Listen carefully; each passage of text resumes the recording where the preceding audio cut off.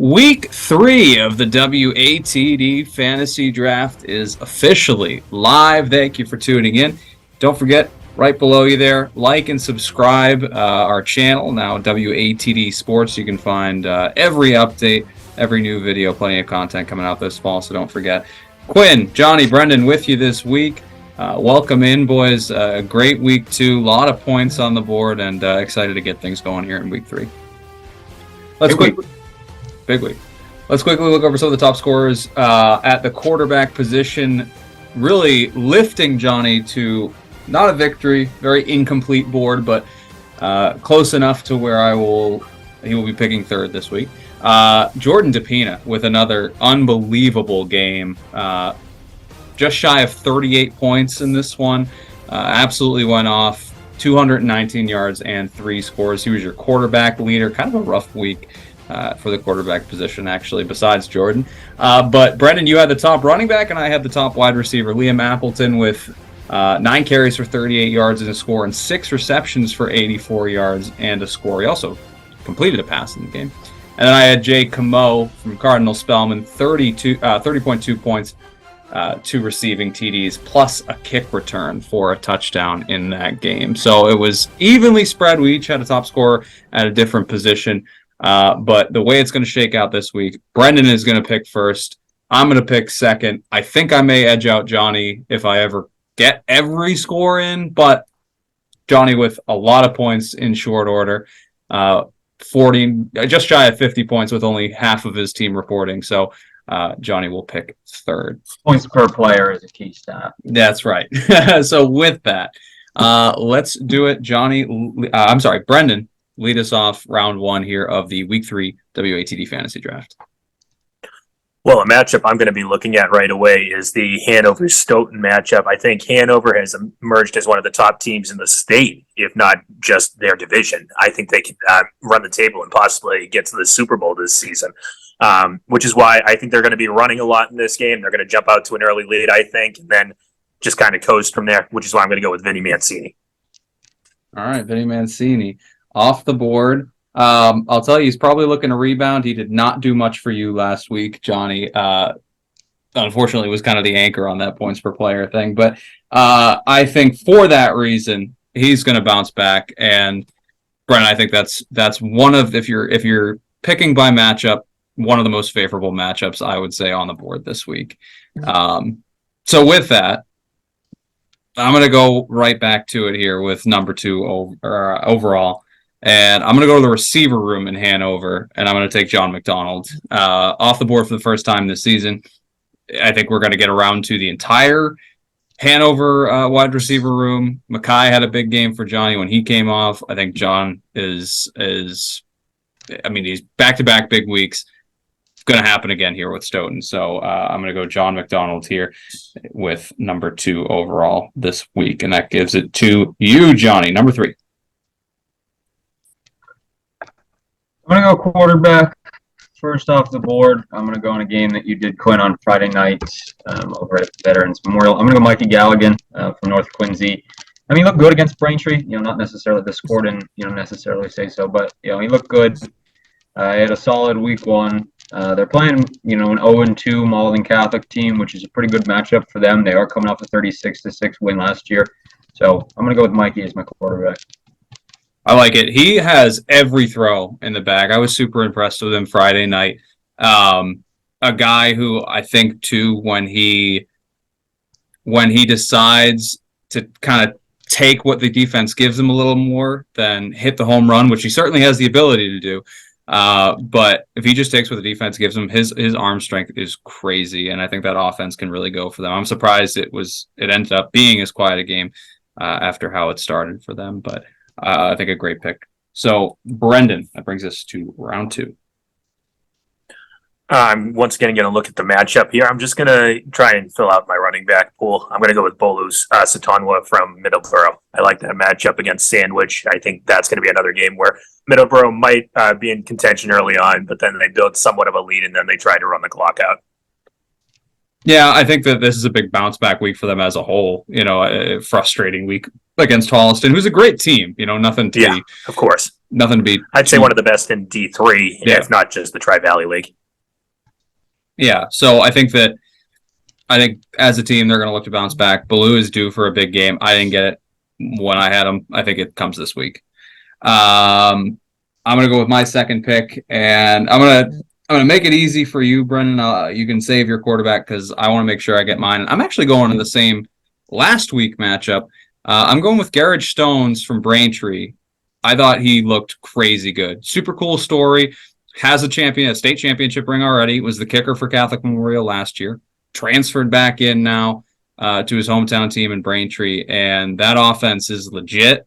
They've got a matchup against a Framingham team that has looked really, really bad the first 2 weeks of the season, and I think Braintree can handle that as they get into Bay State Conference play. I think that Stones is got a crazy live arm and a good receiver room to work with as well. So I'll go with Garrett Stones. And I pray that it's one of the toughest. You see some names, but when you start mixing in the Gaelic names, that's really where you lose me. But I think it's pronounced Garage or Garage. So here's to hoping that's how I say it, Mr. Stones. And welcome to Quinn's Squad Week 2. Johnny. It's not a draft if someone doesn't butcher a name. That's how the pros do it. That's how we do it. You gotta roll with the punches. I'm gonna go wide receiver. I'm gonna go to the Carver McCann matchup. I'm gonna go Jamison Helms. I think he's a really solid weapon for this Carver team, and I think it's a pretty good matchup for them. I think they're gonna be able to put up some points. So I think Helms is gonna help them do that. I think it's exactly what I said last week and what I just said about the Hanover room. We're going to get around the Carver room. Tyler Lennox does such a good job over there of mixing the ball around. I think that Jameson's a great target, and he's had a couple of big weeks, so why not a third? Great pick, Johnny. All right, Brennan, kick off round 3 for us. Well, I was thinking of trying to just follow the same route everyone else has been doing and taking Rockland's quarterback, but I'm going to switch it up. I'm going to go with another South Shore League quarterback. I like Hull going up against Boston English. I like Luke Dunham. I think they're going to have to pass a lot to keep up in this game. Boston English, I checked out last Thanksgiving. They played Boston Latin. It was like a 52-44 game. So they like to air the ball out. They like to spread it around. I think it's going to be a high-scoring game, and he's going to benefit from it. And I think even if they don't pass, he's a super capable runner, too. He gives you that dual threat element. I'd be shocked if he didn't have a score in this one, so I think that pick will do you well, Brendan. All right, my round 3 pick. I've got one receiver. I've got one quarterback. I'm going to spread the love around. I'm going to go... I'm going to close out the Plymouth South running back room. We've had 2 of the 3 already picked this season, so I'm gonna go with the sophomore. Gio Ribeiro Lynch was an absolute force last week. Had a 94-yard touchdown. Had over 100 yards on I think 3 or 4 or 5 carries. So give me Gio, and let's see what we can do against Whitman Hanson, who's coming off of a rough outing in their own right. I'm sure they're looking for a bounce back, but not if Gio can help it. All right, Johnny. I'm gonna go with my second wide receiver today. I am going to go with a guy that we have seen live in week 1. I'm gonna go Zach Falls, Duxbury, the wide receiver. He was really impressive in their game against Hanover. I thought he ended up catching a touchdown pass in their big win at Mansfield, which was a very impressive win. I think a lot of people penciled them in as 0-2 after they lost to Hanover at home, but they were able to rebound and fight through that. They're playing a Franklin team who's coming off a tough win against Brockton, but Brockton wasn't really able to throw the ball against Franklin, but I don't necessarily think that's because Franklin's pass defense was that good. It just, they really didn't try to do it. So I think Zach Falls is a guy that they obviously look for, and I think, to beat Franklin, they're going to have to go to him. And Johnny, we saw it. I think Franklin's lacking a little bit in size at the cornerback position, and Zach Falls can go up and get it against just about anybody. So I think this is a matchup where he really could feast. All right, Brennan, kick off round 4. Well, I need a wide receiver. Again, I'm going to look at a matchup that I think has juice and potential to be a high-scoring affair. I'm looking at the Abington Silver Lake game. I'm going to go with Connor Pease. I think Abington's going to have to throw the ball in this game. I know they like to run it a lot.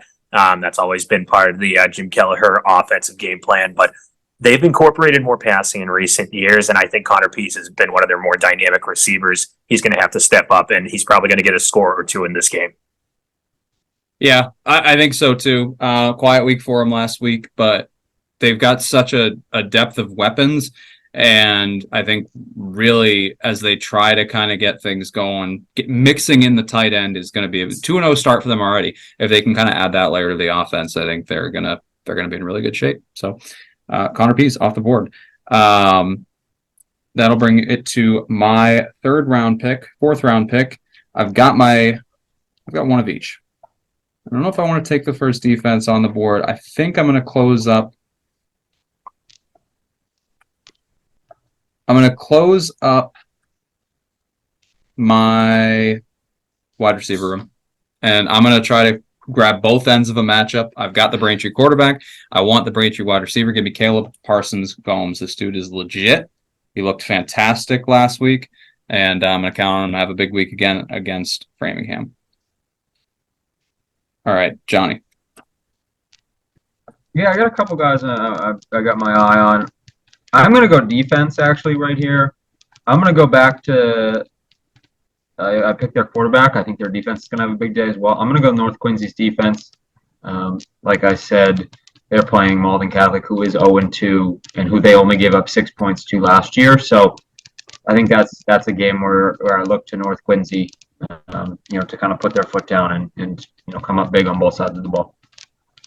Yeah, I mean, you already mentioned it. They were nails against Malden Catholic last year, and two teams that look to be in similar positions to where they were when that matchup happened. So, I think North Quincy's got to have a lot of confidence they can come out and do it again this week. All right, Brennan, round 5.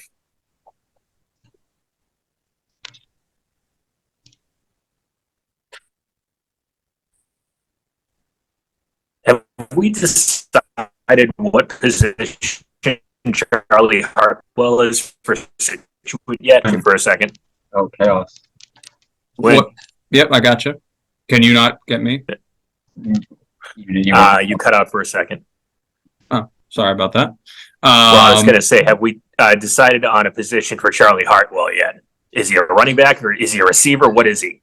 I mean, he caught for Situate 6 passes for like 100 yards last week. I'm going to say he's a receiver. He's listed on the sheet as a receiver. I'm going to go with Charlie Hartwell this week because I feel like Situate's going to have to throw the ball against Foxborough. It's going to be a back and forth game.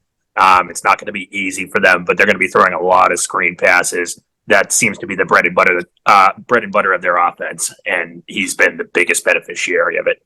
Why do you question what position he's in? They've got Alex because Burrow he always and Rudy. Seems to flex out of the backfield. Okay, but he's always in the passing game. Did he have a carry in their game last week? I don't know. No, he did. I think Burrow had the like answer. 15 carries or something, and somebody else had 2 or 3. Unless Ryan Cadris and Huddle are lying, I don't think he carried it once out of the backfield. Maybe once on an end around, but they do. But Charlie's a receiver, and I think a great pick at receiver for you. So good on you there. All right, I'm going to close up the running back room. Give you Gabe Rodrigues from Quincy. He's a guy who came on last year. Haven't seen him yet this year, and I think he deserves a spot on the board. I think they've got a matchup against Westwood that was high scoring last year. He had a huge game against the Wolverines last year, a game I believe we were on hand for. So, give it to me again, Gabe Rodrigues. Johnny. I'm going to go back to the Abington Silver Lake matchup for my running back. I know Brennan went, their passing game. I think they're going to go a little bit to the run game as well.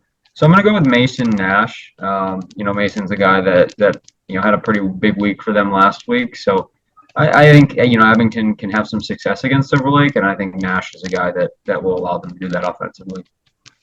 Yeah, I think 115 or so for him last week. They have, it's kind of what we said about Connor Pease, they have so many different weapons, so it's who's going to get it in a given week. But I mean, it looked good enough last week to warrant getting the ball again this week. And, unless Silver Lake kind of figure something out on defense, which certainly they could, everybody might kind of get the chance to eat this week for Abington. So we'll see.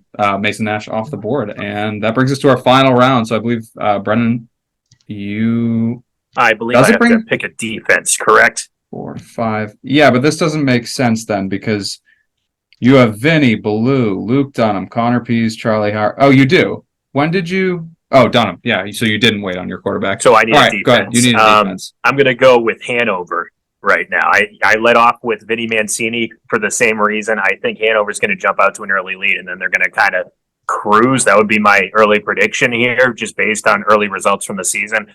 Maybe Stoughton has a surprise game in them out of the Hockomock League, but I feel like Hanover really has established itself as the team to beat on the South Shore. I like it. Yeah, I think so too. Yeah, I don't know how you could feel differently. They a pretty dominant win against Hingham. They had a couple defensive scores in that one.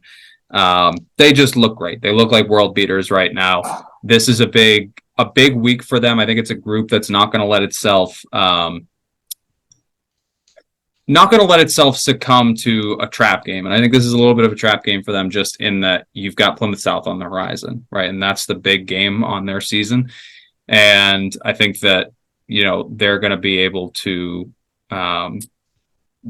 keep focused and go out and put together a great effort this week. So, all right, there you go.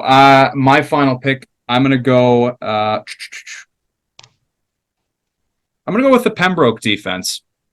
I want to see what the Titans have this week. They're going up against Plymouth North. Pitched a shutout last week. Let's see if they can keep it rolling and give me Pembroke this week. And Johnny, close out the draft. I'm hesitant to do this just because it's gonna get ugly. But I'm gonna butcher this name. But I think he's gonna be big this week. I think. I'm assuming it's Jacob. Let's see it. Spot. Dang, beer and brood spot. Come on, beer and brood spot. BCI is a team. I mean, I think they started pretty well this year. They're at Woburn, so it's on the road, but I think it's a pretty good matchup for them. Woburn, I think if you're a BCI player, it shouldn't really worry you. I mean, they have a 20-point win against Longmeadow and a 2-point win against Burlington. They're a good team. They're 2-0, but I think Beer and Brood Spot is a guy that's going to get some carries, and I think he's going to do some damage against the Tanners. Yeah, Woburn had a kind of out of nowhere great season last year, and then it just didn't really come together in the playoffs for them. They lost a ton. 2-0 start looks good so far this year, but I think that this is a matchup that what seems to be a really reinvigorated BC High program in year 3 under Ed Manti should be able to take care of, and a big piece of that so far has been Beer and Brood Spot. So yeah, that does it. Let's run it down. Brendan, your quarterback, Luke Dunham out of Hull, your running back room, Vinny Mancini out of Hanover, and Baloo Satunwa out of Middleborough. Your wide receivers, technically one wide receiver in Charlie Hartwell, although that point was contested, so out of Scituate, and a tight end in Connor Pease out of Abington. You may actually have 0 wide receivers this week. I've got Garrett Stones, my quarterback out of Braintree, wide receivers John McDonald out of Hanover, and Caleb Parsons-Gomes also out of Braintree, and my running back room made up of Gio Ribeiro-Lynch out of Plymouth South and Gabe Rodrigues out of Quincy. And Brendan, your defense Hanover, my defense Pembroke. Johnny, your defense North Quincy. Mikey Galligan at quarterback, Jamison Helms and Zach Falls at wide receiver, and Mason Nash and Jacob Beeren Brood Spot. Boy, labored to get through that one. Your running backs. All right, that'll do it for us here. Week 3 WATD Fantasy Draft. Don't forget to like and subscribe below here to WATD Sports on YouTube. Then you already got your computer open, so you might as well head over to Twitter. Give us a follow at SE on WATD. We'll see you live tomorrow night in Abington, Frollo Field, season number 50 for Coach Jim Kelleher, and the final at that. We'll be over there, and then Friday night back in Duxbury for the Dragons and Franklin. Until then, for Brendan, for Johnny, I'm Quinn. See you next time on the WATD Fantasy Draft.